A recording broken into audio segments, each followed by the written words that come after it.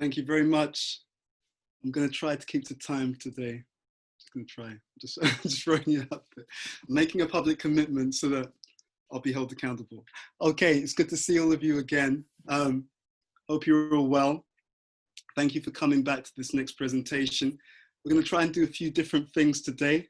And I'm going to share my slides in a moment, but we'll start by saying Mangalacharan, as we did yesterday, to really try to draw upon the blessings and the mercy of the spiritual teachers in our lives, that we can hopefully share something of value. And yeah, I can see a few people who were here from yesterday. I'm glad you weren't scared away from yesterday's presentation. All right, we'll start. Chakshur militam yena tasmai Shri Gurave Namaha. Shri Chaitanya Manobishtam Stapitam Yena Bhutale Swayam Rupa Gadamayam Dadati Swapadantikam. Vandeham Shri Guru Shri Utapada Kamalam Shri Gurun Vaishnavamscha. Shri Rupam Sagrajatam Sahagana Raghunatam Vitam Tvam Sajivam. Sadvaitam Savadutam Harijana Saitam Krishna Chaitanya Devam. Shri Radha Krishna Padan Sahagana Lalita Shri Vishakam Vitamscha. Hey Krishna Karuna Sindhu Dinabandhu Jagatpate Gopesha Gopika Kanta Radha Kanta Namostate Tapta Kanchana Gaurangi Radhe Vrindavaneshwari Vrishabhanu Sutadevi Pranamami Hari Priye Vanchikapatrabhyascha Kripa Sindhubhyeva Cha Patitnam Bhavanebhyo Vaishnavebhyo Namo Namaha. Shri Krishna Chaitanya Prabhu Nityananda Shri Advaita Gadadhara Shri Vasadi Gaura Bhaktavinda. Hare Krishna, Krishna Krishna, Hare Hare, Hare Rama, Rama Rama, Hare Hare.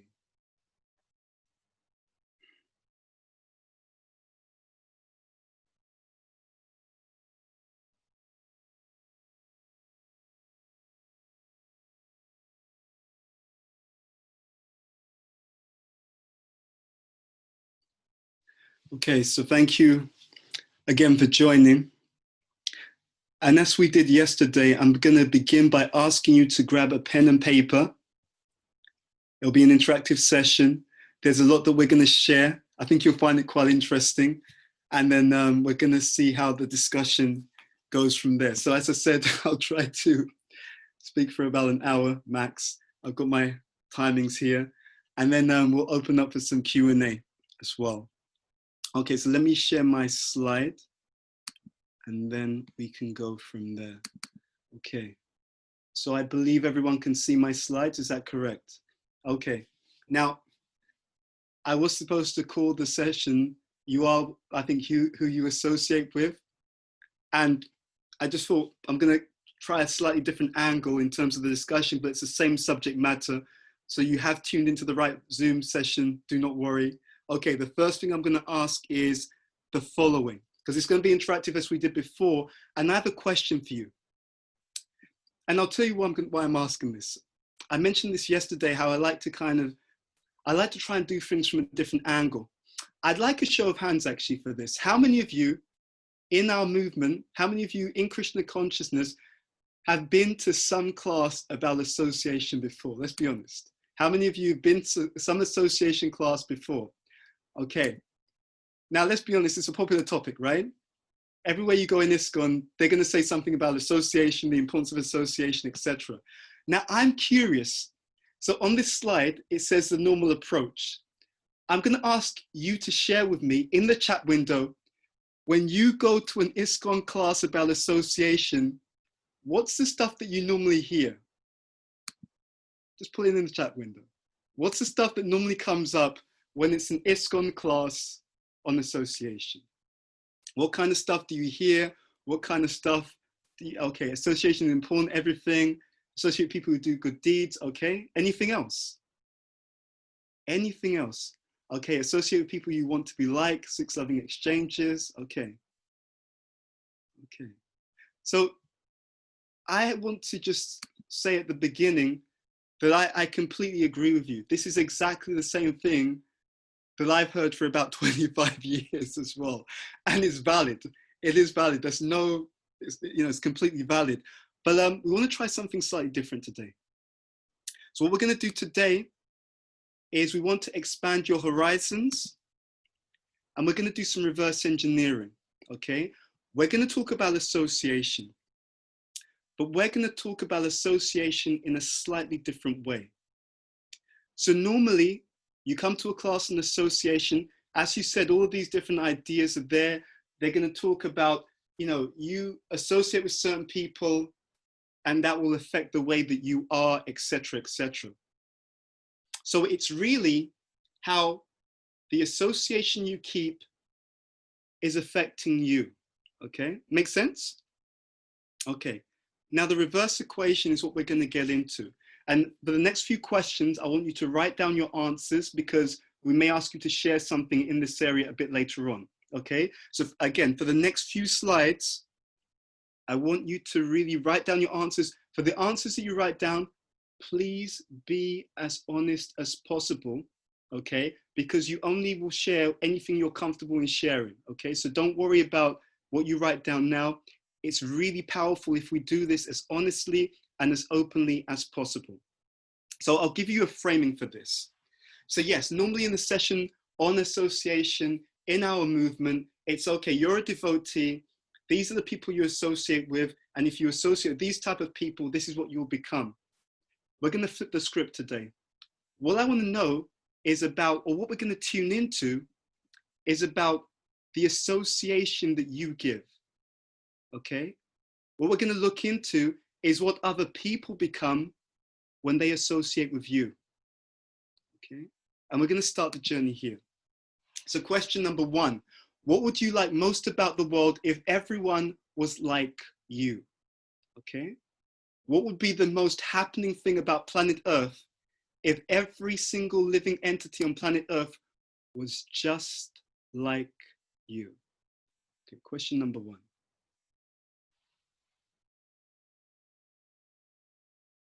I'll give you a few seconds. I don't want you to overthink this. I just want you to let it come from the heart.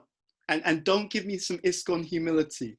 I want an honest answer. If you think you're a fantastic person, you've got great singing skills, you're a great kirtaneer, you've got a great voice, you're just the world's best, you know, friend, whatever it is, put it down, okay? Let yourself go, okay? So number one, what would you like most about the world if everyone was like you? Okay. And then let's go on to question number two. Let's look at the dark side. What would frustrate you most about the world if everyone on the planet was like you? Okay. Be as honest as possible. What would frustrate you most about the world if everyone on planet Earth was just like you? Okay. And then the third question, what qualities would you want your children to have? Okay. Even if you have children right now, let's say they're young, growing up, whatever, just think forward down the line. And for this one, I want you to list 3 key qualities. Think about this in the future, right? Even if, for example, you're thinking about remaining celibate, just bear with me for a while. For this session, imagine if you were going to have children in the future, what are 3 of the key qualities that you would want your children to have? Okay, put that down for me.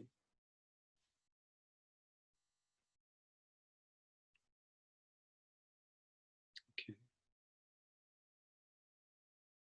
And when you've put your answer to this, all I'd like you to do is raise your icon, like the hand, the thumbs up, or any icon, just to show, okay, done that. Okay, we want to go this journey together, step by step. So when you write,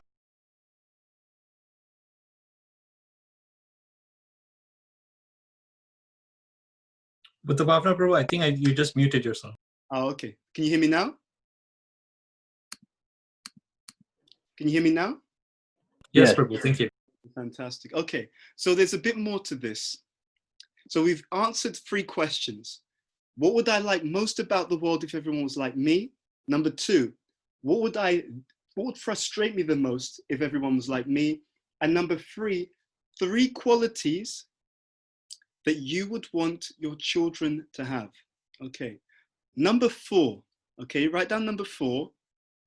And for number 4, we're going to do something slightly different. I want you to write down your favorite color, okay? Just write down your favorite color. Nice and simple. Just what's your favorite color? Write that down. And then put a dash. Next to your favorite color, write down 3 words that you would use to describe your favorite color, okay? So that's number 4. You put down your favorite color, and next to that, 3 words that you would use to describe your favorite color.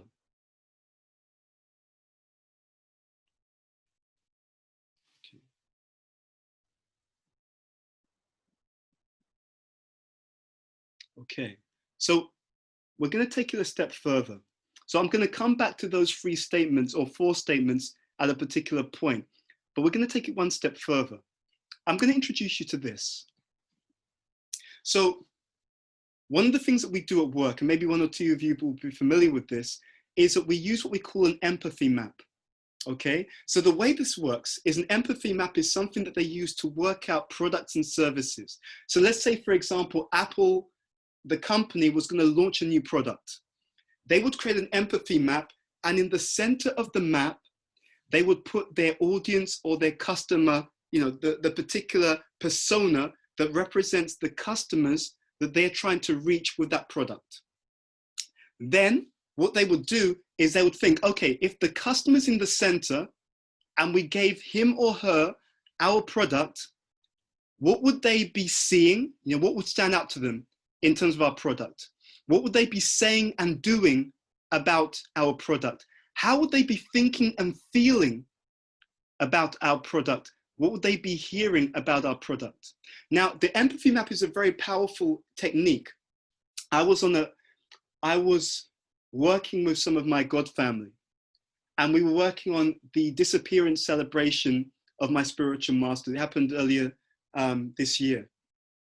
And, you know, many ideas about what we should do, how we should do it, etc. And I pointed out to them something that I'd read in my spiritual master's leadership book. And he was talking about how when you're leading, what makes your leadership really successful is to put the people that you're leading, the people that you're trying to serve, in the center. And then when you put them in the center, then you start to think and you design your project around them. And what this means practically is you start to think, okay, so we're doing this disappearance celebration, right? Where the people who are going to come, where are they in their spiritual life? Okay, that's one thing. Where do they need to go in their spiritual life? What would inspire them in their spiritual life? You try to really put them in the center.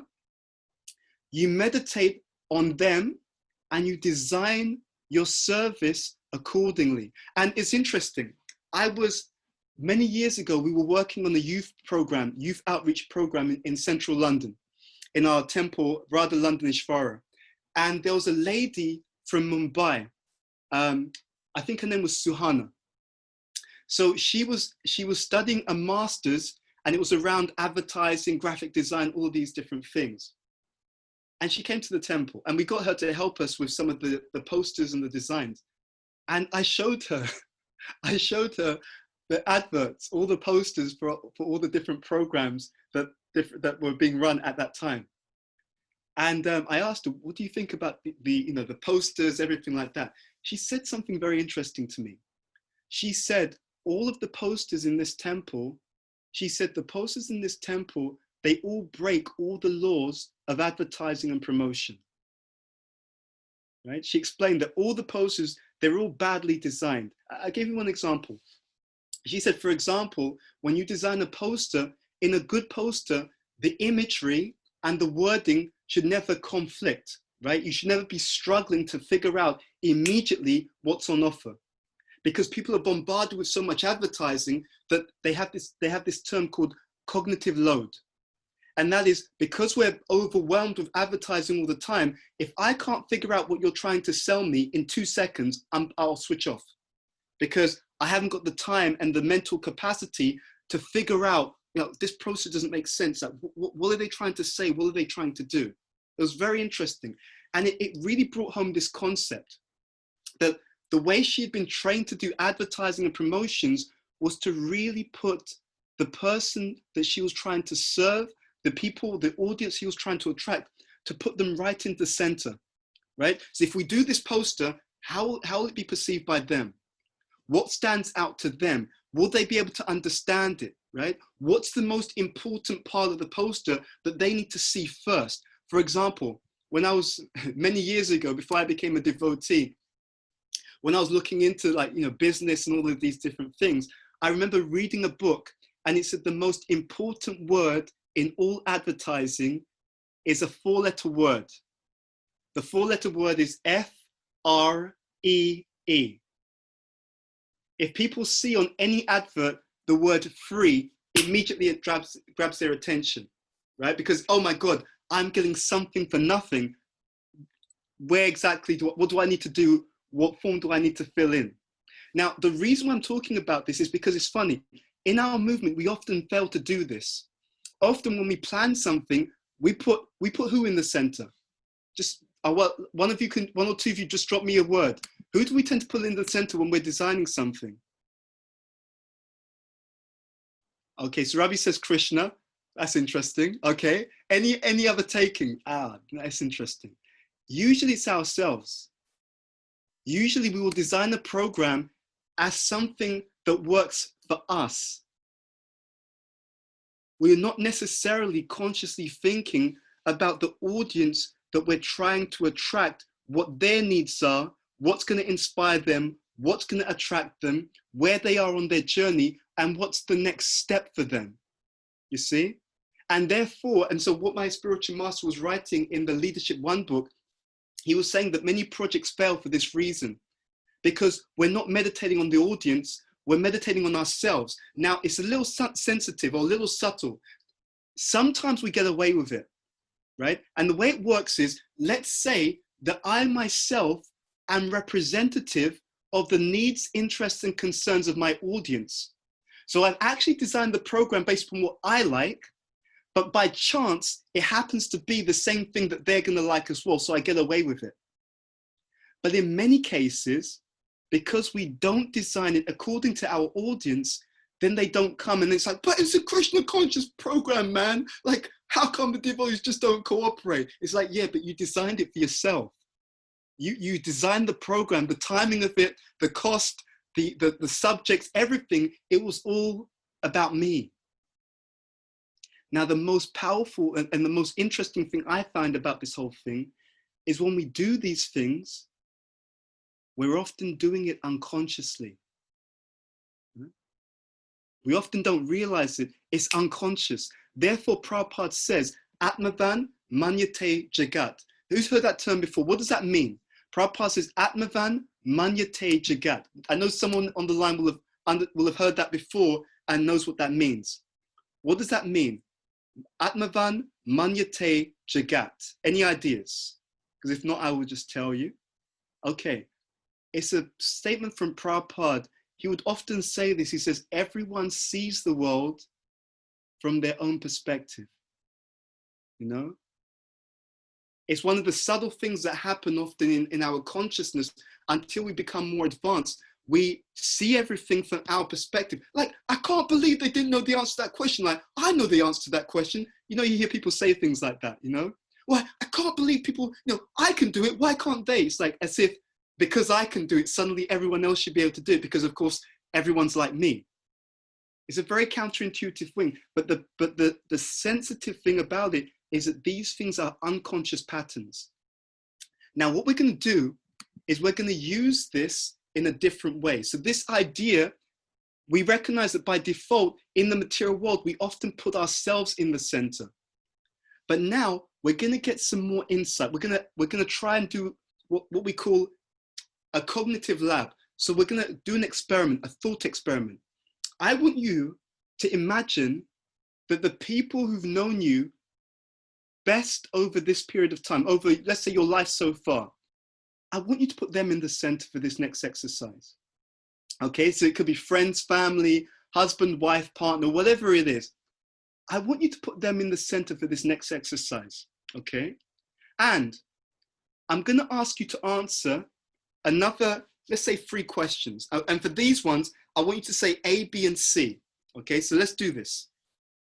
So the first one, A, if I had an interview right now with your friends and family, whichever people or groups of people you feel know you best, and if I said to them, what are the best qualities, what's best about being friends with this devotee, right? So if I put Abe's friends and family in the center, and I said to them, what do you admire most about Abe? What are the qualities, behaviors, and characteristics that you feel are Abe's best qualities and characteristics? For A, write down what they would say about you. And again, be as honest as possible. It's a thought experiment. You're trying to imagine what they would say about you. Okay? So I put them in the center of the empathy map, and it's how they're perceiving you. It's not how you are. Right now, we're not looking at how you are. I want to know how you come across. Okay? I want you to try and think, what would they honestly say about how they perceive me, which means how I'm coming across to others. Okay? That's A. B, same group of people in the center, if I said to them, what do you think are, let's say a couple of things that you think are the most important thing for, I don't know, Bhuta Bhavana, or for Ananda Madhava, or for Radha Bhakti, or Malvika, well, whoever we're talking about, whoever you are, if I had those people who know you best, and I was interviewing them, and I said to them, what do you think are the most significant things that this person needs to work on in order to progress in life, and especially on their spiritual journey? What would they say? Put that down. That's B. Okay, write that down.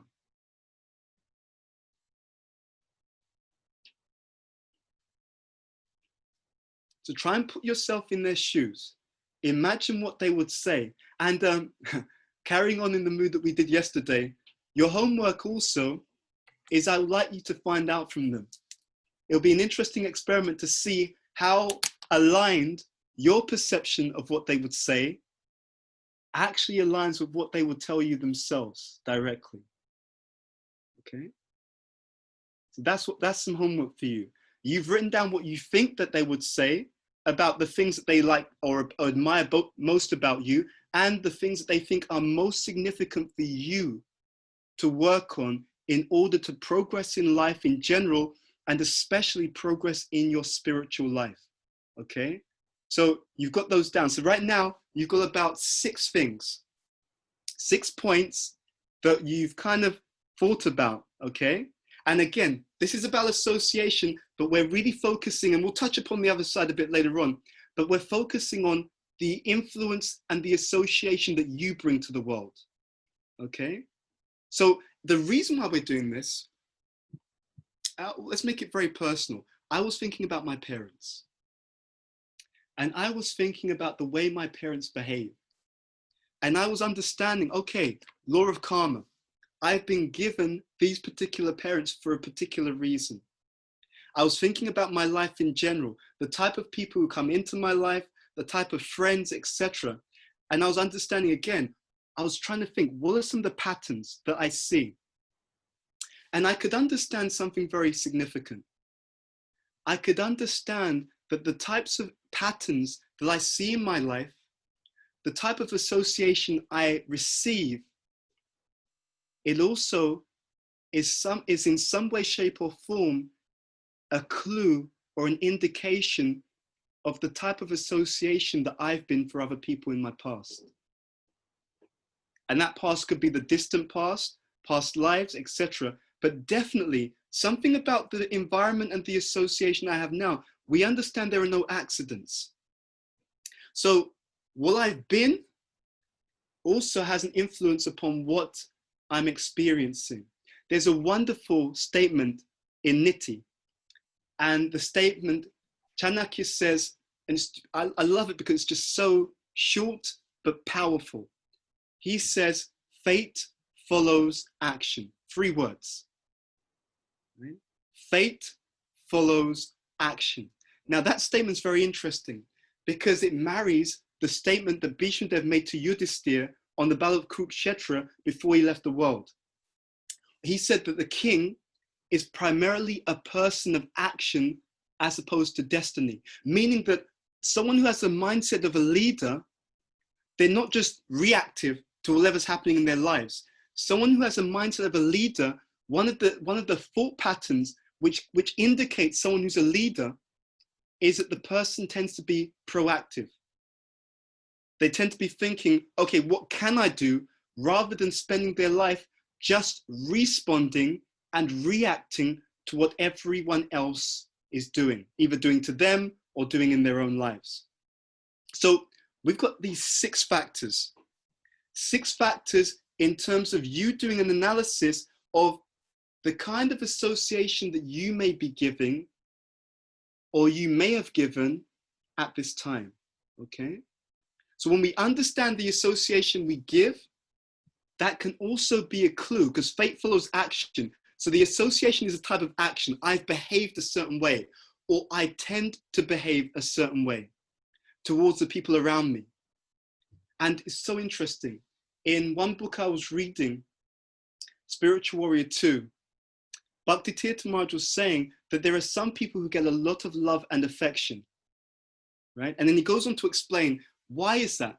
He says, oftentimes, those people who get a lot of love and affection, if you study their lives very carefully, you'll see that that's exactly the kind of energy that they give out themselves.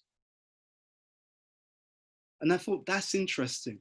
Because often we look at it in terms of, these people are bad association, they need to change, man. But I'm thinking, let's look at it the other way. What energy am I giving out? Because according to what I give out, that's also gonna determine something about my future. Something very significant about the kind of energy that I'm going to receive in my own life, okay? So this is spiritual social engineering, okay? Now you've got 6 things that you've spoken about. Let's just go back a second. You've got 6 things that you've spoken about. What would you like the most about the world if everyone was like you? Then, what would most frustrate you about the world if everyone was like you? Number 3, qualities that you would want your children to have. Now, I'm going to pause there. Any answers in the chat window? Why do you think I asked you this question? What are we trying to get at when we look at the qualities we would like our future children to have? I'd like 1 or 2 answers in the chat window. Why would we possibly ask you to think about that particular question? What do you think I could be getting at? Okay, okay, could be that we want those to have the qualities in ourselves. Okay, you can't give or expect what you don't have. Let me just pause. So just pause on this 1 second. I'm gonna go to, let's see. Let's see. I can't see who actually wrote that because I can't access it, but the person who wrote, you can't give the qualities that you yourselves don't have. Who wrote that, please? Raseshwar. Rasheshwar, I'm going to ask you to take off the audio, and I just want you to just like literally 1 or 2 minutes. Can you expand on that? Because this is exactly what I'm getting at. What made you say that? Because most of the times we want good things for our children, but we may not necessarily have them ourselves. And what's the problem with that though? If I'm a parent, I want my children to have all of these wonderful qualities, but I myself don't have those qualities. What could be the issue? I mean, the issue is that if we want what we want to see in others, we first must work on it ourselves to have it. Mm-hmm, mm-hmm. Yeah. And it's interesting. For many of us, we will have seen this even in our own interactions with our own seniors or parents. So some friends of mine had a child. The child's actually a few years old now, but the mother was telling me, she was saying that the fact that she had a child, it was one of her strongest impetuses to work on herself, because she was super aware that if she didn't work on herself, even if she doesn't want it to happen, some of her weaknesses, some of her deficiencies would play out into her child. And I thought that's an incredible point, because that child is going to interact with us and they're going to pick up what we are. And you know, oftentimes parents think that they can hide certain things from their children, but it doesn't work like that. There's a whole science of how children shape personality and character. It's incredible. There's an article, it's in the ISKCON magazine for health. Hope this meets you in good health. It's a brilliant article on Ayurveda and children. In fact, there's a lot of information in those magazines on this. Now, one of the things which are important in the Vedic understanding of how children develop character is they pick up on the mood of the parents, right? So what the parents are, there's two categories, because my wife has studied this actually. So there's two things. One is the qualities and the characteristics that the parents have. That's absorbed by the child. The second is the quality and the characteristics that the parents endeavor to cultivate. So the qualities the parent has and the qualities that the parents try to develop, both qualities become absorbed by the child. So when the parents have those qualities, the child picks them up. When the parents endeavor for the qualities, then the child also will endeavor for those same qualities. Very, very powerful. So we wanted to share this because, again, linking this all to association, the qualities that you want to see in your children, if you want to see them in your children in the future, if we want to see them in our yatra, if we want to see them in humanity, one of the most powerful things to do is to use this understanding as a catalyst to really tune in to the significance and the need for us to work on them ourselves, right? Because what we are is going to play out into the environment. Some of you may work in the corporate environment. Let's be very real. Some of you, before you went into the corporate environment, you weren't so competitive. But because you went into that environment, and that environment has that competitive angle, you literally feel pushed to become like that just to survive. Can anyone relate to that? Or is it just me? Okay. So it's really powerful and really crucial that we understand this. And all I'm going to ask you to do in the first breakout, is reflect upon these points and just share with the people in your breakout room. You can share any of the answers. We gave you 6 things to think about. What's resonating for you?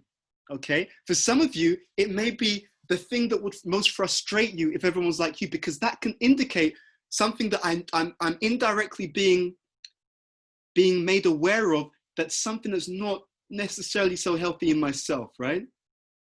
The thing that you bring, because it's also good to recognize the positives, right? Sometimes we need to celebrate the good qualities because it inspires us, it keeps us going. Okay, you know what? I think I do care sincerely about people.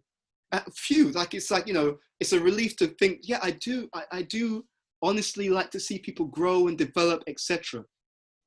For someone else, it could be a revelation that when you thought about children in the future, it's like, actually, you know what? That's amazing. I didn't realize it, but these are the things I want my children to have. And that could be an indicator that I need to work on some of these things myself. Whatever it is that stood out. You have 6 questions. We're going to ask you to go into the breakouts for about, let's say, 6-7 minutes, and then we'll come back. And all I like you to do is share what stood out for you, because all of the things that you wrote down, they're all indicating something about the association that I give. Okay? We are what we associate with, but also what we give out is something that we're receiving. Sometimes people want to have these great relationships. My first question to people is, you want to have these great relationships. Are you a great person to relate with? You know? When I was thinking about this session, I was thinking about what happens in modern society. And it's such a poisonous thing that's happening in modern society. We have rights and we have responsibilities. Both are important. But when one becomes overplayed and the other is neglected, everything goes out of balance. And when I was thinking about rights and responsibilities, it occurred to me that, and Prabhupada speaks about this, he says, first deserve and then desire. So I was thinking, okay, I want to have these great relationships. I want to feel that I can get great interactions with people. So these are rights. These are the things that I would like to receive. But your rights are empowered by your responsibility. It is explained in scripture that when someone takes birth in the royal family, what it means is that in previous lives, they did a tremendous amount of charitable activity. So just like in the UK, the royal family, they're millionaires just by birth.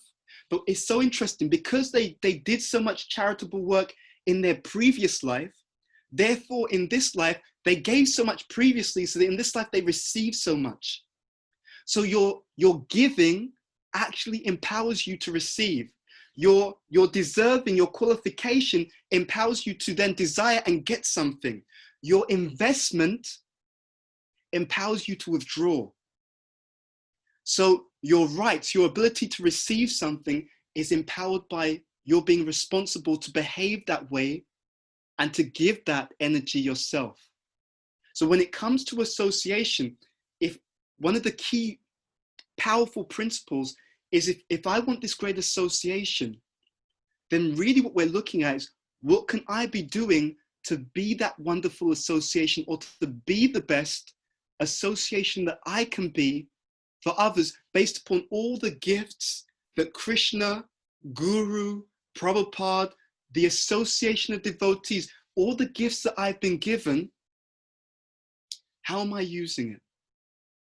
I keep hearing this point, and I've heard it many times in lectures, you know, in our tradition, in our communities. Krishna looks to see what you do with what he's given you.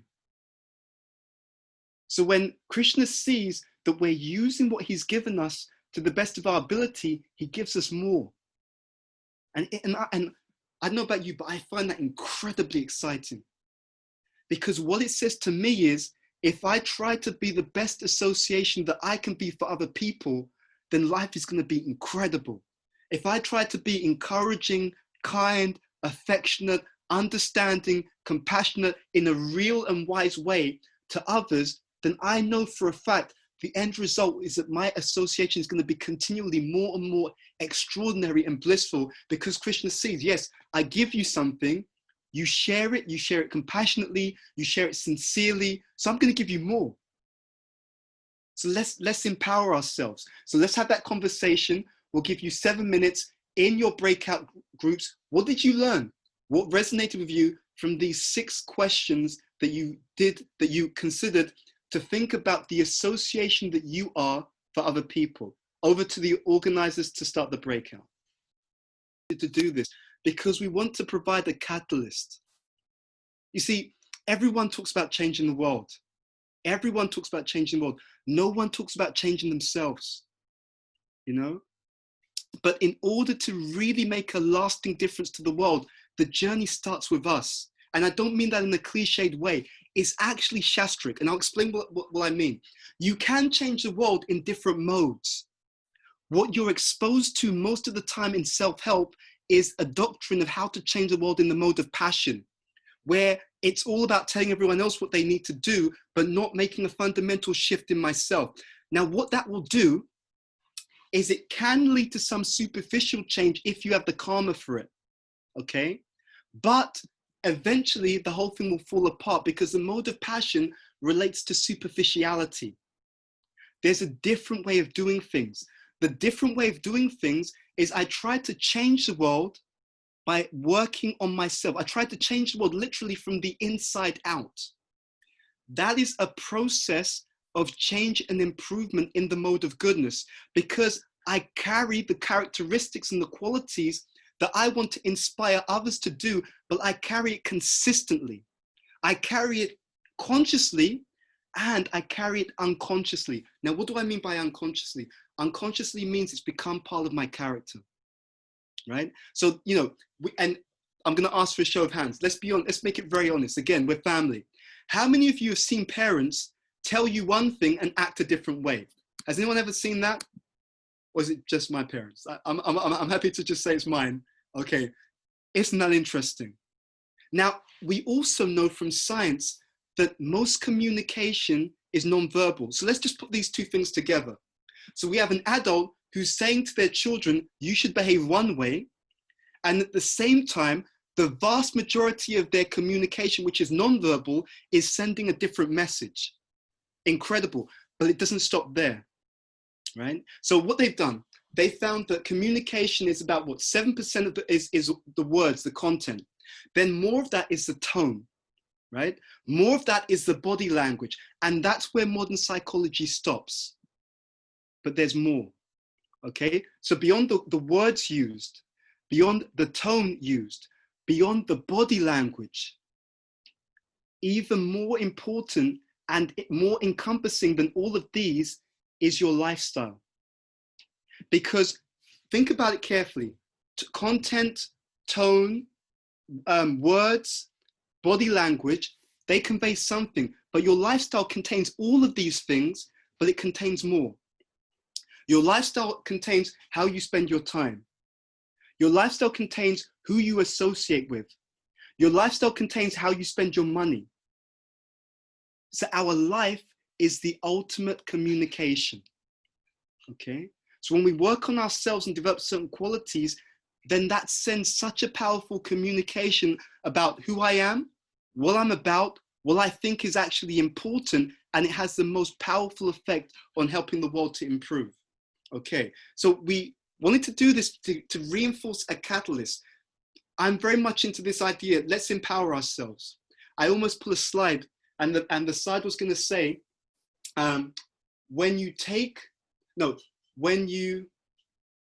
power, when you consider the power of responsibility, it gives you the full power to change your life. In other words, when you completely take the sense that I'm responsible for my life, you actually take back all the power to make a difference and to make an improvement. To the extent that we stay in a victim mentality, to that extent, you're literally saying everyone has the power to make me feel down or to make me feel good or bad, and you give your power away to other people, okay? So this is a consideration about the association that I give, knowing that what I give is also having a big impact upon what's going to happen to me in the future. There's a few other things before we open up for questions. So let's go to the slides again. So give me 1 second. Okay. So we've had some consideration about these points, and I was asked, and this is where I'm gonna share this now. I was asked, why did I ask you about the favorite color? Okay. Now this is also very important. This goes back to what we said earlier about the empathy map. And we said that in the empathy map of our lives, who do we usually and unconsciously put in the center of that map? Any answers? Who do we tend to put in the center of that empathy map in our day-to-day lives? Definitely ourselves. But it's so amazing. And the amazing thing is we're not even conscious of it. So the last thing I asked you to do, the favorite color and 3 words that you would use to describe it, it's an activity that may help you to put yourself in touch with something that you may not be conscious of. I'll explain this. That activity, and you may want to do this with friends and family in your own time. I asked you to put down your favorite color. I asked you to write down 3 words that will describe that favorite color. The 3 words that you used to describe your favorite color are meant to indicate, or can be, sometimes it doesn't quite work out like this, but they can be an indication of how you subconsciously think that other people perceive you. I just want a show of hands, anyone who thinks, okay, what you put down actually was an accurate indicator of how you think other people perceive you. Don't be shy. I'm just curious to see. Any show of hands, did anyone experience that what they put down actually, it's like, oh, that is actually how I think other people perceive me. Yeah, there are many different things that people can do which bring out certain understanding that we have, which is in our unconscious. A lot of our lives are lived unconsciously. And that's why, and this is another homework, right? That's why it's really important. Well, it's the same homework I gave you, but I want you to really take this seriously. I want you to go out to people who know you and make them feel comfortable, and then ask them, what do you think are the good qualities What do you think I bring positively to relationship, friendship, etc.? And what do you think are the most important things that I could work on to progress my own life and especially to progress my Krishna consciousness? I'm going to ask you to go to people who you trust, who you think will tell you the truth, okay? Okay, and make them feel comfortable. Don't, I had an interesting experience. So we had a couple, devotee couple who came to dinner at our house. And the husband has a certain post. And we were having dinner, and in the post that he has, certain people were not giving funding in the way that he would have liked. And he made a comment. He said, if people don't want to give us funding for whatever reason, then they should just be honest and tell me that they don't give it and just tell me to my face and we can have an honest man-to-man conversation about this. And I was laughing because I was looking at what he was saying and I realized he's sending mixed messages. So on the one hand, he's saying, if you're not prepared to give the funding, you should be honest and tell me why. But his entire nonverbal communication is saying, if you dare tell me the truth, I will literally kill you. And I was thinking, this is exactly why no one's going to tell you what they really think, because you're actually telling them not to tell you. So we want to make sure that everything is coherent. When we reach out to those people, then we have to ask in such a way that they feel comfortable to tell us the truth. Because, and this is really, I've seen this in my own life, and I'll be honest, it's one of the things that excite me about Krishna consciousness so much. You're not alone. And in your association, they're not alone. Krishna is in the heart, and he can inspire them to tell you things which will just take your life onto an increasingly amazing level. It's so incredible if we can have those real relationships where we can get real insights from the people who are around us, because they may see something about us that we don't see. Yeah, does that make some sense? If you're up for doing this exercise, react. Just raise your thumb, raise your hand, raise something, just to let me know you're down with it, you're committed to doing it, and it's only for your own benefit. Okay, so please do that, because I'm sure if you pray to Krishna before you do that, you may discover something amazing. Okay, let's move on, then we'll come on to questions. I'm going to share my slides, and then we're going to try to finish as close to time as possible. Okay, so let's move on.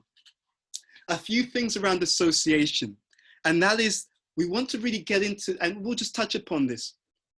You contact the association. So you find those people who you feel that you want to build a connection with, but then you do this. Connection is not something that happens overnight.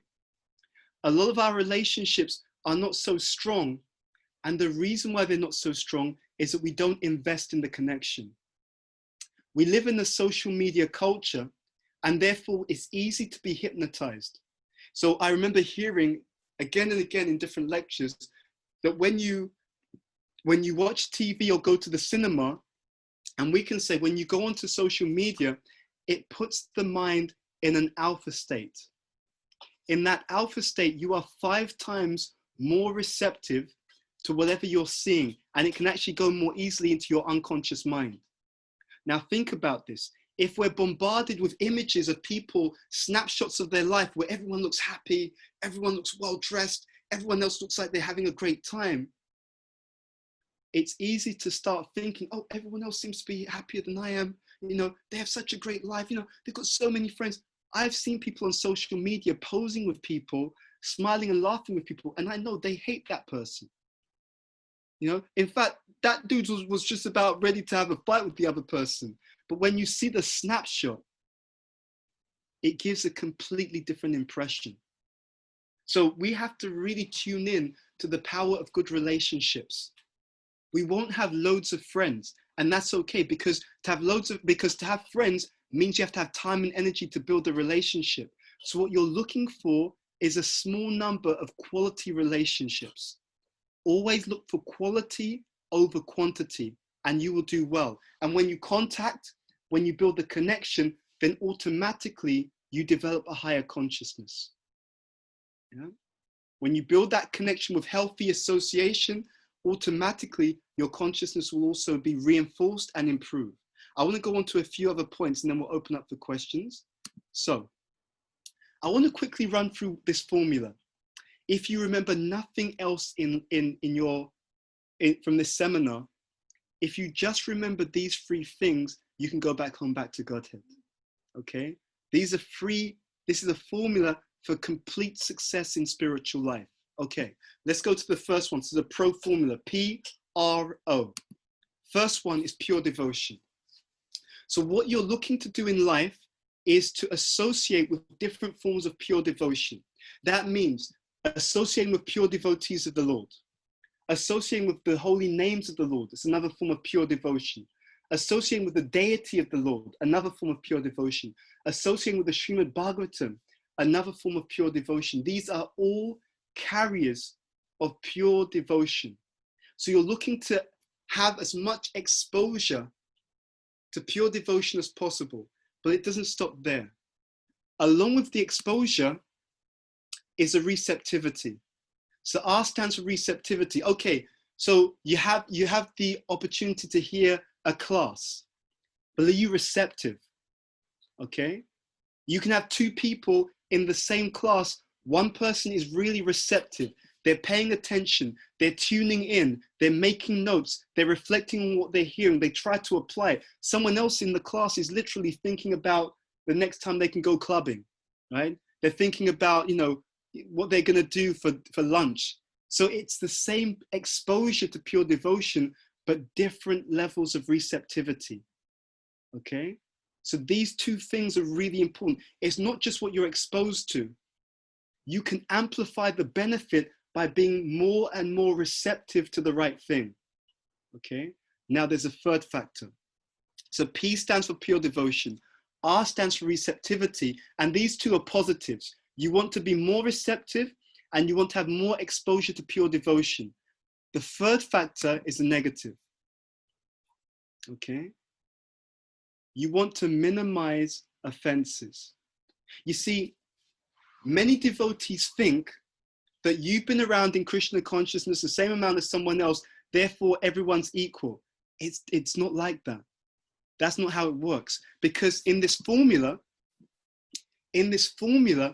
the progress you make is actually how much exposure you had to pure devotion, how receptive you were to that exposure, but minus offenses. And you'll see, and this is, again, we're family. Sometimes you see devotees who've been around for a long time and you think, how is it that this person's been around for so long and they're still badly behaved, they're rude, they're negative, they're critical, etc. And it's often to do with this last part. They had the exposure, they may or may not have been receptive, but they made these offenses. So it's just like going to a good university. So let's say you went to an Ivy League university. So let's say that Ivy League university represents pure devotion. So it's the highest level of education available. Okay, but you're there and your friends are there, but some people are more receptive in the class than others. Okay, so they both had the same classes, same tutor, same lectures, but one of them in the class was more receptive than the other. So that person is more expert in that subject.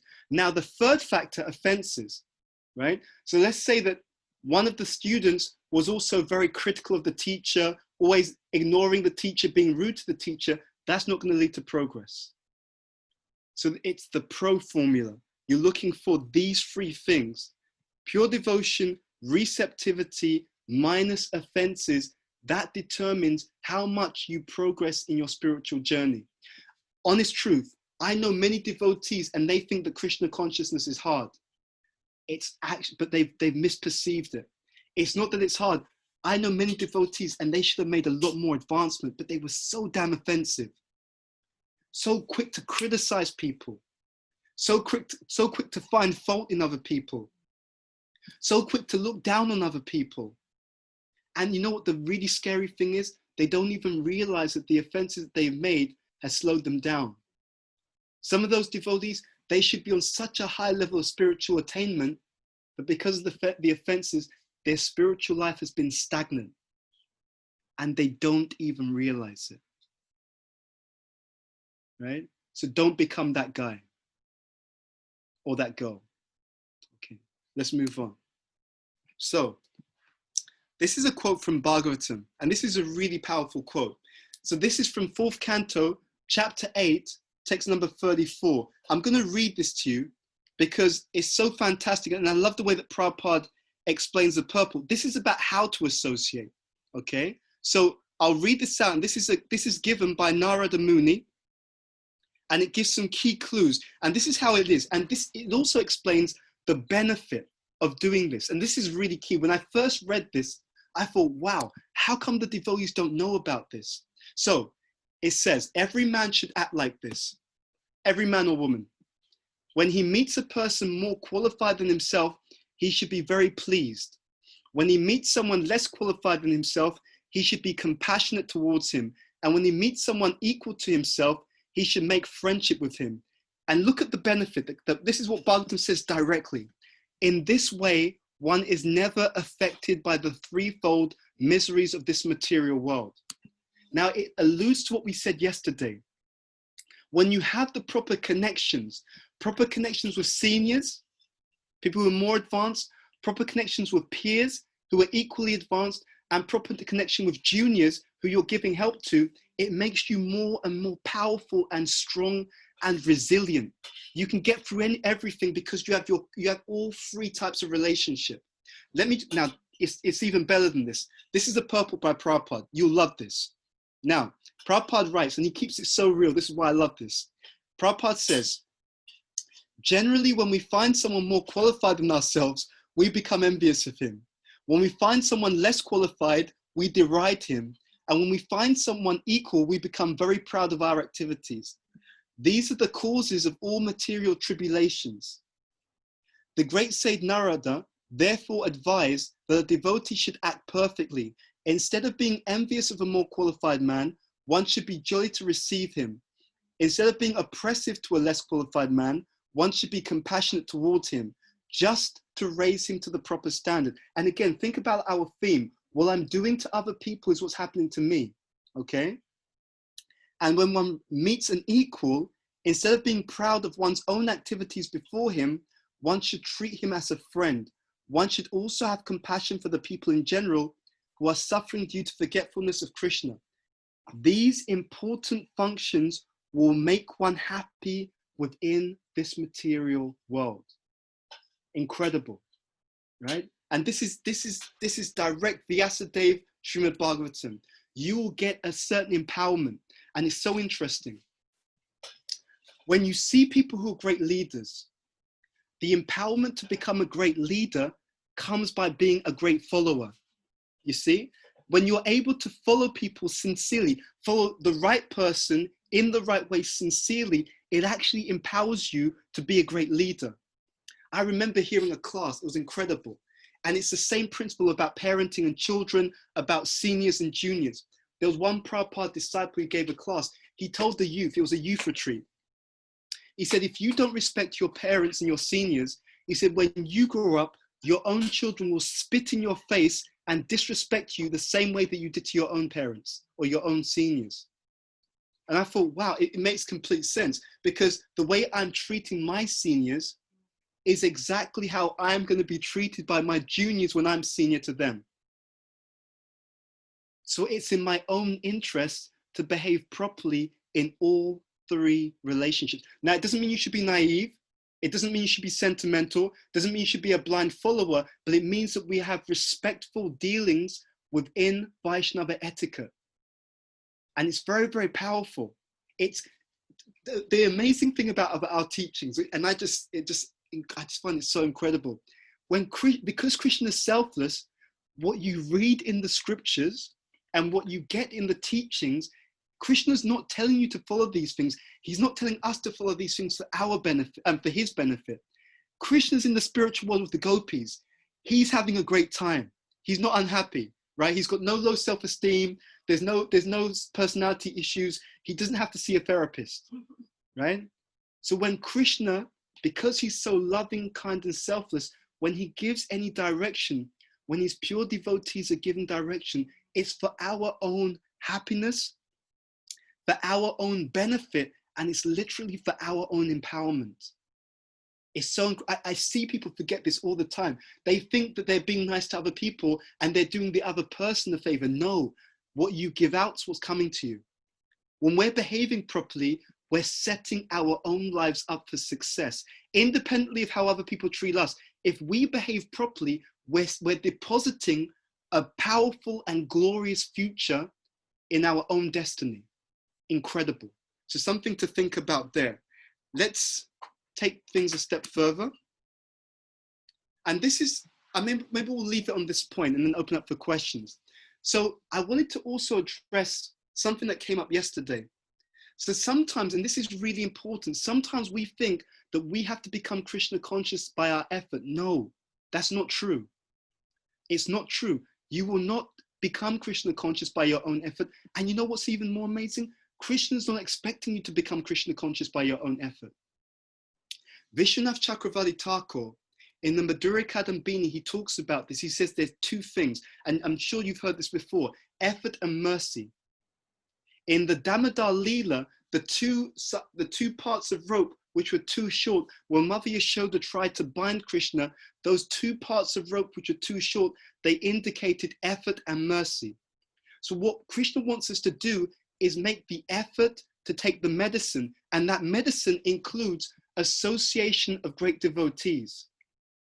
And when we associate with great devotees, by their mercy, they give us that love of Godhead that they have within their own hearts. Now look at this verse, very important. By regular attendance in classes on the Bhagavatam and by rendering of service to the pure devotee, all that is troublesome to the heart is almost completely destroyed, and loving service unto the personality of Godhead, who is praised with transcendental songs, is established as an irrevocable fact. Now, in the verses after this, it also goes on to say that one who does this attains unalloyed happiness. So in spiritual life, most devotees don't, I'll be honest, most of the devotees don't really understand our philosophy properly. Don't become that guy or that girl. It's a lot more powerful than you realize. This is, the Bhagavatam is the literary incarnation of Krishna. It's actually a deity. If you stay in regular touch with the Bhagavatam, read it and reflect on it regularly, it will transform you. And don't believe me. If you try it, if you even do it for a month regularly, you'll see it will change your consciousness. If you also serve the pure devotee, so you take instructions from advanced devotees, can we do some service for you? And you do some practical service, it will destroy all the anarthas. It's not that you, by your own power, have to get rid of all your anarthas. We don't even know all of the anarthas in the heart. It doesn't work like that. But it's the blessings and the gift of pure devotion, it comes from those pure advanced devotees who are pleased by our service. You don't have to do it all by your own effort. This is all about how we take the spiritual medicine as well as possible. And this association with Bhagavatam, you're not only associating with Krishna. There's a difference between the Bhagavatam and the Bhagavad Gita. The Bhagavad Gita is Krishna speaking. The Bhagavatam, one of the special qualities is in the Bhagavatam, you're hearing from Krishna's own devotees. And I'll end on this point. We don't agree that Krishna is the most powerful, right? We do not agree that God is the most powerful. That's not our philosophy. We say that there is one thing that is more powerful than the Supreme Personality of Godhead. And that is love for the Supreme Personality of Godhead. And those personalities who have that love, who are holding that within their heart, as we engage in service to them and as we associate with them, and they are also in the pages of the Bhagavatam, right? You can associate with Narada Muni, Shukadev Goswami, Sutta Goswami, the sages of Naimisharanya, every day, any day you like, by just touching the Bhagavatam and being in contact. So please, we have so many devotees who don't really understand the process and they struggle. And I'll be honest, it's heartbreaking. You think, wow, the fact that you're struggling like that means you don't understand the process. Working so hard, they didn't really understand how it works. This is how it works. This is how it actually works. it's all about the association. So we gave this pro formula, okay? Really take this to heart. Associating with different forms of pure devotion, being receptive in that association, and avoiding making offenses. Now, one thing I'll say about offenses doesn't mean that you become a blind sheep or you become foolish, okay? If you want to really understand how offenses work, there's a book called Radha Sunya. So we got all of Bhakti Tirtha Maharaj's books are on Amazon now. And there's a book called Radha Sunya, and it's all about the difference between making offenses and just having a genuine, open, honest conversation and interaction in Krishna consciousness. So if you want to study that and know where to draw the line, because people often don't know, that's a good book for that purpose. But anyway, we wanted to share some of these ideas with you, and we will hand over now to the organizers for any comments or questions. Hare Krishna, Bhuta Bhavana Prabhu.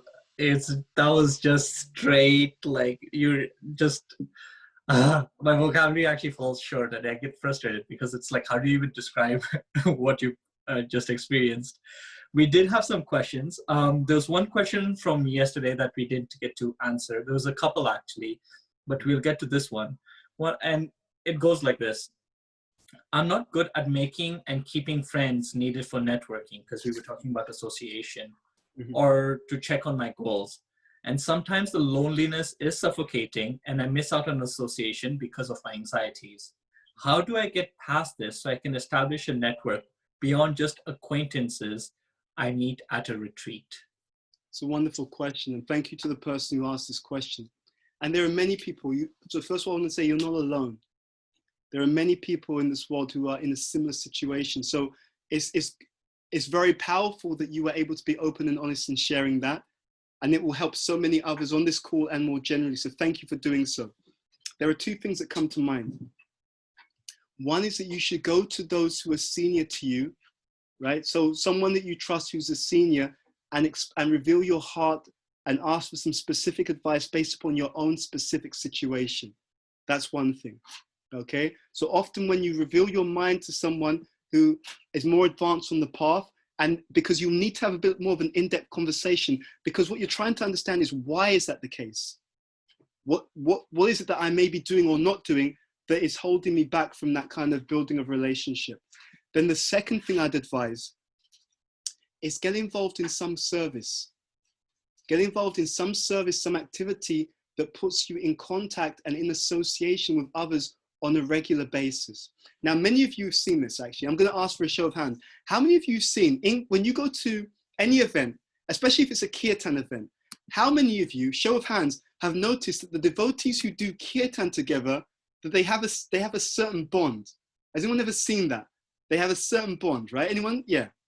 It's amazing, right? So we have this in the UK, we have this 24-hour kirtan, or many of them events, and you'll see, and you can tell the group of devotees who do kirtan together, right? Because, someone's playing the madanga, someone's singing, etc. And, they'll just give little eye signals, or someone plays the madanga and they'll play a funky beat, and everyone's like that, So you can just tell they've got this kind of, the kind of synchronicity in the body language, this kind of unspoken vibe that's going on.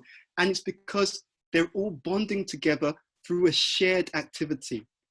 Not only that, they're bonding together through a shared ecstatic or pleasurable activity.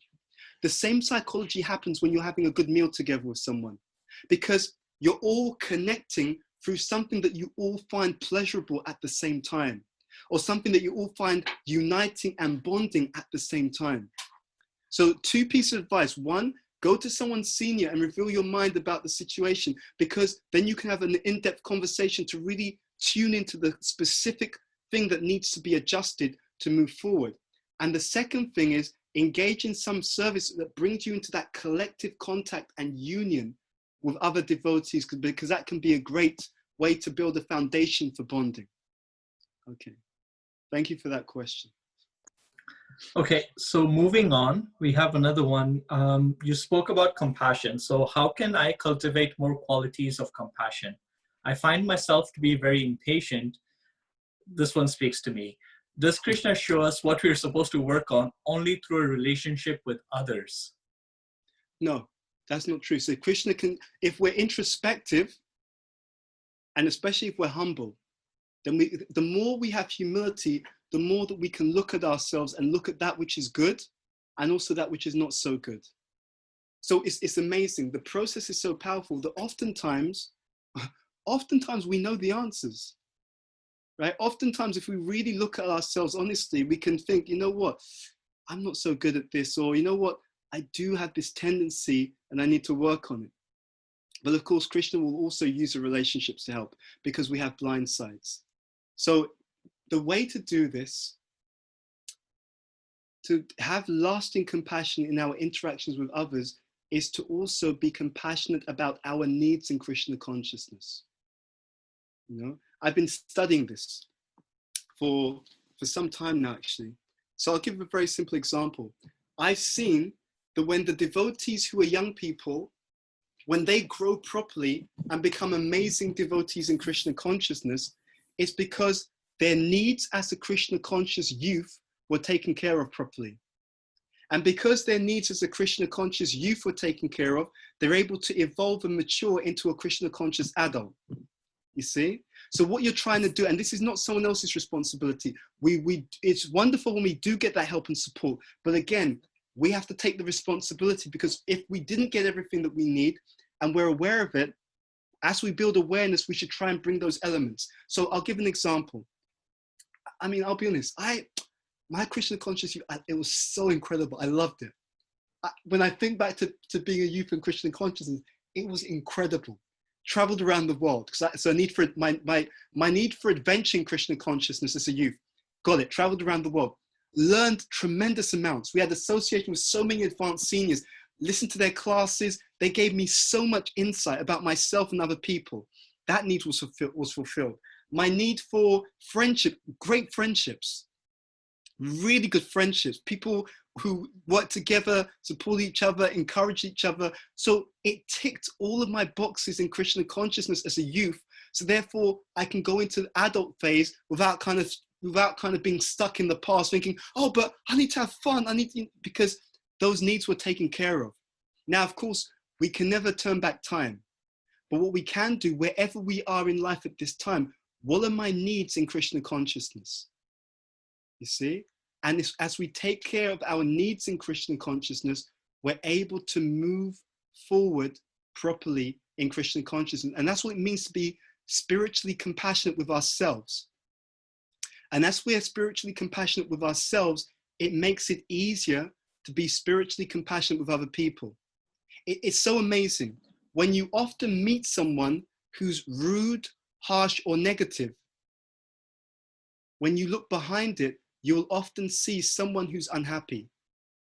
And someone who's unhappy because their own needs, not desires, not wants, not superfluous things, not like I need an iPhone 10.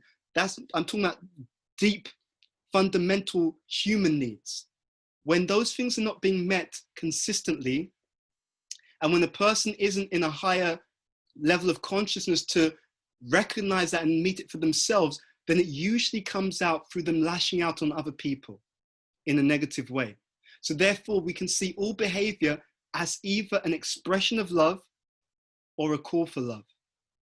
When someone is being rude or harsh, what they're literally saying is, I'm so unhappy in my own life, and I'm so unconscious of being able to express that in a mature way, that the only way that I can signal my unhappiness is to try to make you unhappy. So that person is suffering. Even though it looks like one thing, behind the scenes, they're a suffering individual. So we have to be very conscious and very aware of what's going down. And we can understand this. When you're happy and blissful, do you go around giving people a hard time? When you're happy and blissful and fulfilled, happy and enthusiastic, do you go around making snide or rude comments about people, pulling people down? No one does that. So the way that we can develop that compassion is to start by looking at ourselves, start to build into our lives those Krishna conscious needs, you know? So for example, and if you want to get into this, there's a brilliant class that Radha Bhakti gave on leadership, right? I'm not sure where she posted it, but it was really good. And she quoted something from Leadership for an Age of Higher Consciousness, Part 2 by Bhakti Tirthamraj. And he gives a table of needs and wants, right? So someone may want fame, but what they need is appreciation. You see, you may or may not be able to be famous, but to have a sense that, you know, I'm appreciated for what I can give. And so that means you appreciate yourself and you associate in such a way that there's healthy appreciation. So you can see what people claim that they want, which is the mode of passion version. And you can just think, what's the mode of goodness version of that? So someone, for example, wants to dominate and control. What are they really looking for? Protection and security. Because if you felt secure and protected, you wouldn't go around trying to dominate and control everyone. You see? So the want is domination and control, passion. The need is protection and security, goodness. And then and the interesting thing is, the mode of ignorance thing is, it's because they're currently experiencing what? Insecurity, ignorance. So in the mode of ignorance, that element is expressed as insecurity. In the mode of goodness, it's expressed as protection and security. In the mode of passion, it's the desire to control and dominate, to be overly controlling, overly domineering. Now, there is such a thing as a healthy control. And the healthy control is like the control of a parent. They're controlling, but they're controlling because it's their service to do that, and they're doing it for the benefit of the child who needs that direction.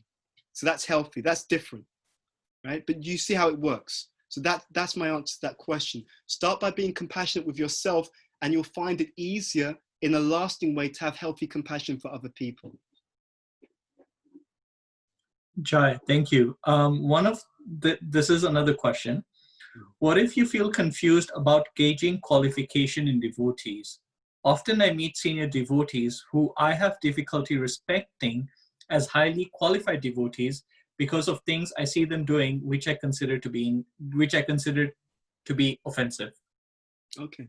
So what you should do, see, so we talk about associating, having good association, right? But there's also a subtle rule to this, and that is to associate with the good that you see in other people. So what you do is you fan the spark. So there's no one who's all bad. They'll have some good qualities and maybe some areas where they're challenged. So what you want to do, and there's some psychological research on this, right? I was preparing a seminar, so I'm doing a presentation on relationships. Actually, if anyone's interested, then you can find out on my Instagram. So it's a Zoom class tomorrow on relationships. And there's some study which I looked at, and they found that what happens in married life, or let's say in any relationship of like, you know, partner relationship, is that when the partner does good things, it's just taken for granted. But when they do anything wrong, then it gets all the attention. But the study has shown that that's actually exactly the wrong thing to do. What you want to do is, when you see someone doing the right thing, you want to call that out. What you want to do is, when you see people do something that you genuinely appreciate it, you want to call it out. You want to let them know. You want to thank them, show gratitude, and tell them exactly what they did that you appreciate so much. Because people are much more incentivized by that positive reinforcement. And if you do that, they will do more of that positive quality. But what we tend to do is focus on the negative. And then what happens is, by focusing on the negative, people become defensive, because it's like, generally the ratio of positive to negative is much more on the positive. But we just let that go. Yeah, you're doing this, you're caring, you're kind, you're supportive. Yeah, but you should be, you're my friend. But you do something wrong. Oh my God, let's make it go viral on Facebook. It's completely the wrong way. What we're meant to do is you look for the things that you genuinely appreciate in another person. You call that out, and what you will see is, if you do that, those positive qualities will increase.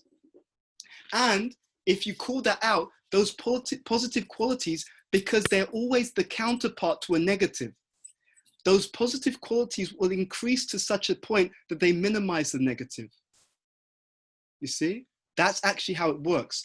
That's how you bring out the best in other people. So Bhakti Tirtha Maharaj communicated before he left the planet with Satyananda Maharaj. And he said to him, he said, within each and every one of us, there's a good dog and a bad dog fighting for supremacy. He said, which one will win the war? And the answer was, whichever dog you feed the most. So we have the higher self, the good dog, the lower self, the bad dog. You want to feed the higher self in you and the higher self in other people, okay? So don't get bogged down by people's negative qualities. But to the extent that you can, try to encourage that which you can genuinely appreciate. These are not techniques, by the way. I hate this idea of techniques, and meaning, when I say technique, what I mean is a kind of superficial manipulative thing. Yeah, I know, I'll say this to him and then they'll change. This is really, it's not a technique, because what you're looking for are the things that you genuinely do appreciate.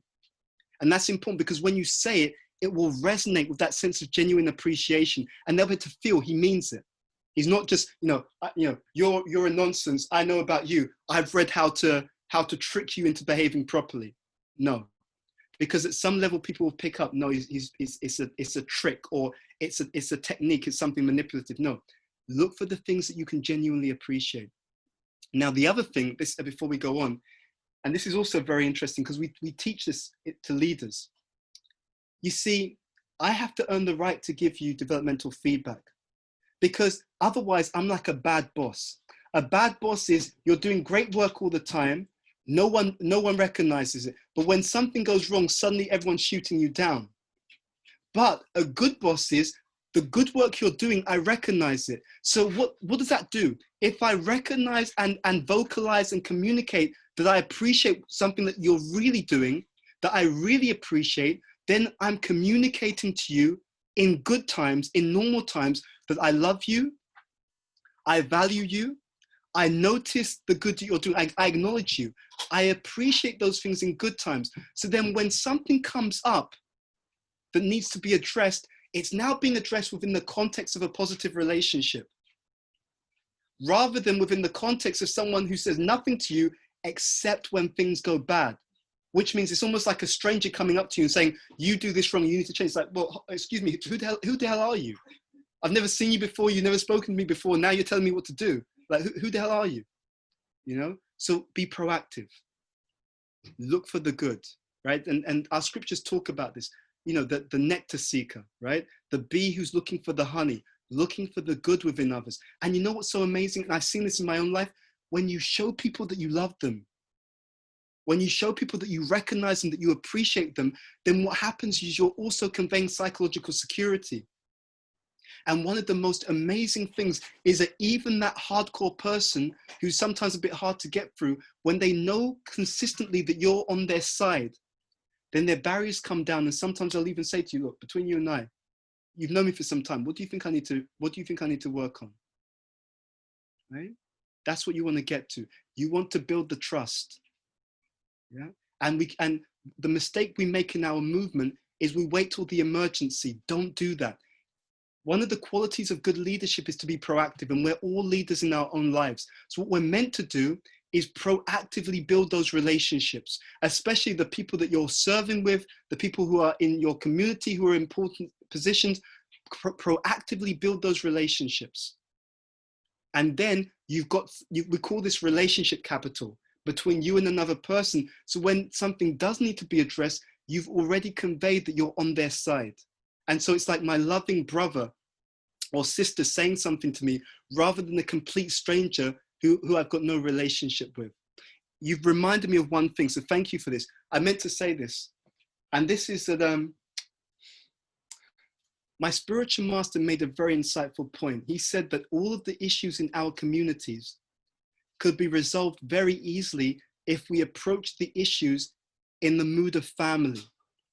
It's not that devotee is doing something. It's like, okay, this is my older brother or older sister. This is my aunt or this is my uncle, right? Who I have a concern. So think about that. It changes the mood of how we deal with things, because we're thinking these are all members of my family. So how can I deal with a family member who I love and who I have affection for, who's doing something that may be not so good for their own benefit? So that's the way to approach it. Okay. So just some thoughts on that. Thank you so much, Bhuta Bhavana Prabhu. The one thing that I'm definitely taking away is the importance of just self-introspection, especially when we're reading these things and trying to relate it back in our behavior, in our thoughts and in our actions as well. Mm-hmm. And especially not just with ourselves, but with others as well. Mhm. I did want to take a moment to actually, I just want to share my screen for the next, Bhuta Bhavana Prabhu was saying he has a talk coming up tomorrow. So I did want to share that. So it's at 5 p.m. UK time, so that's BST. So that would be, you'd have to figure out what time that is. There is a Zoom link. Please reach out to Bhuta Bhavana Prabhu's Instagram page and connect with his team, and you can get that Zoom link. And please register for that event. The other thing I wanted to also talk about is that Bhuta Bhavana Prabhu was talking about some of the homework that we have to do. And when will that homework, when will he hold us accountable for that homework? Because that's what it really comes down to. And so please. No, go ahead, Prabhu. No, please. So we do have a time and a date when he's going to hold us accountable for that homework. It is going to be next Saturday, August 8th at 1 p.m. Eastern, and 11 a.m. Mountain, 10 a.m. Pacific, and 6 p.m. The British Standard Time. So the link for that, I think, is, so that the link is already on the chat there. Please register. That's the RSVP form. It'll just help us design the talk as well as design the activities depending on the numbers of individuals that are coming. And let's push this forward. One of the questions that was there was that, how do I move out from just meeting people on retreats?